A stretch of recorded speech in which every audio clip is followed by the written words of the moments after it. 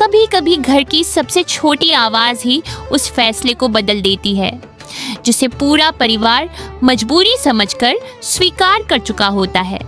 उस दिन एक बूढ़े पिता ने खेत बेचने की बात मान ली थी, लेकिन उसकी पोती ने खामोशी से उनकी मुट्ठी में मिट्टी रखकर पूछा, दादा साहब, अगर जमीन चली गई तो हम लौटेंगे कहाँ? गोविंदराम, जो मारवाड़ के छोटे से गांव बावड़ी कला में रहता था, उसके पास पुश्तैनी खेत का एक टुकड़ा था। घर मिट्टी और चूने से बना था। परिवार खेती से चलता था। सावन में बादल कम आए थे, कुएं का पानी नीचे उतर चुका था और बाजरे की फसल आधी सूख गई थी। गोविंदराम का बेटा भंवरलाल शहर जाकर मजदूरी करना चाहता था, क्योंकि घर का पुराना कर्ज बढ़ता जा रहा था। रात को चूल्हे पर बाजरे की रोटी सिक रही थी। बहू सीता ने सबको खाना परोसा, मगर गोविंदराम ने थाली को हाथ नहीं लगाया। भंवरलाल बोला, बाबा, खेत बेच देंगे तो कर्ज उतर जाएगा, शहर में काम मिल जाएगा। गोविंदराम ने धीमे से कहा, खेत बेचकर कर्ज उतर जाएगा, पर अगली मुसीबत में बेचेंगे क्या? तभी उसकी 12 साल की पोती गौरी बोली, अगर खेत में पानी कम है तो खेती वही क्यों करे जो पहले करते आए हैं? सब हंस पड़े। भंवरलाल ने कहा, तू अभी किताब पढ़, खेती मत समझा।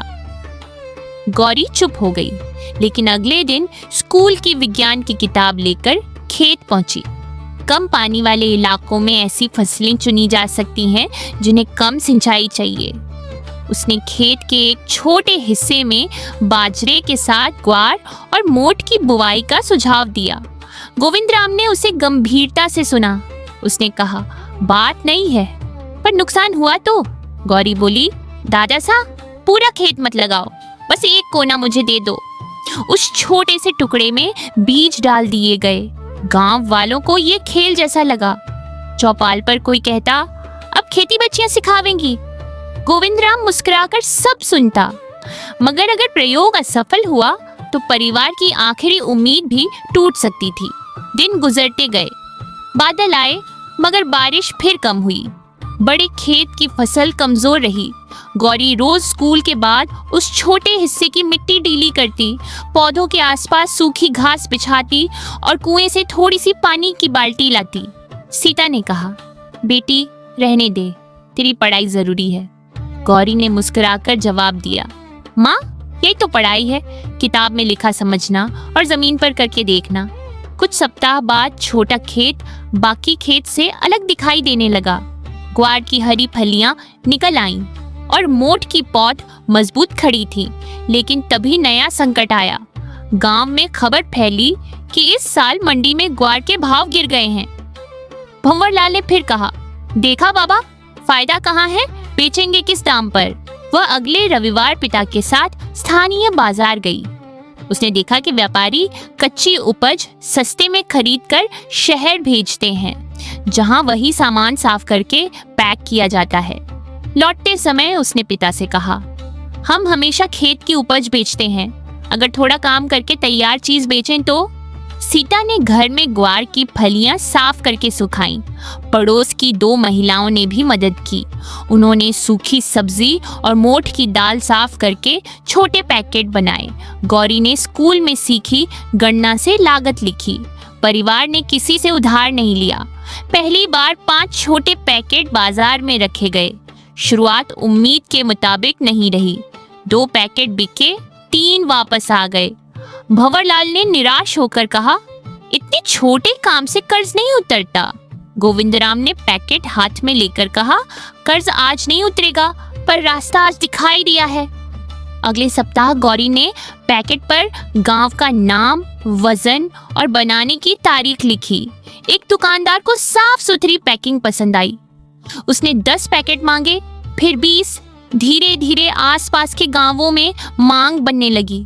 परिवार ने उत्पादन बढ़ाने के बजाय गुणवत्ता बनाए रखी। गोविंदराम ने बैलों की गाड़ी से सामान पहुंचाना शुरू किया।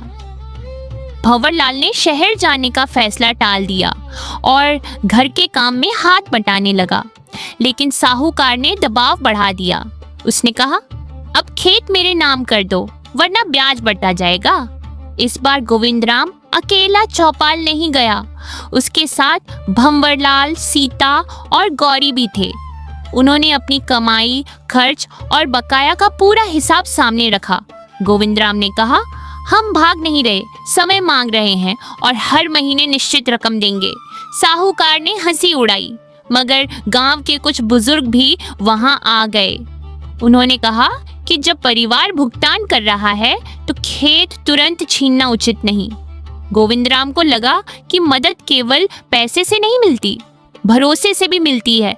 अगले 6 महीनों में परिवार ने धीरे धीरे कर्ज चुकाना शुरू किया। पूरा कर्ज अभी बाकी था, लेकिन खेत बच गया था। एक शाम गौरी ने दादासा से पूछा, अब खेत नहीं बेचोगे ना? गोविंदराम ने उसकी हथेली में वही मिट्टी रख दी और कहा, नहीं बेटी, आज समझ आया कि जमीन केवल जमीन नहीं होती, इसमें हमारे पुरखों की मेहनत, हमारी पहचान और आने वाली पीढ़ियों की उम्मीद होती है। भंवरलाल ने भी गौरी से कहा, तूने मुझे सिखाया कि मजबूरी देखकर रास्ता बंद नहीं मान लेना चाहिए। गौरी ने मुस्कुराकर कहा, मैंने कुछ नहीं किया बाबोसा, बस खेत से पूछा था कि वह क्या बनना चाहता है।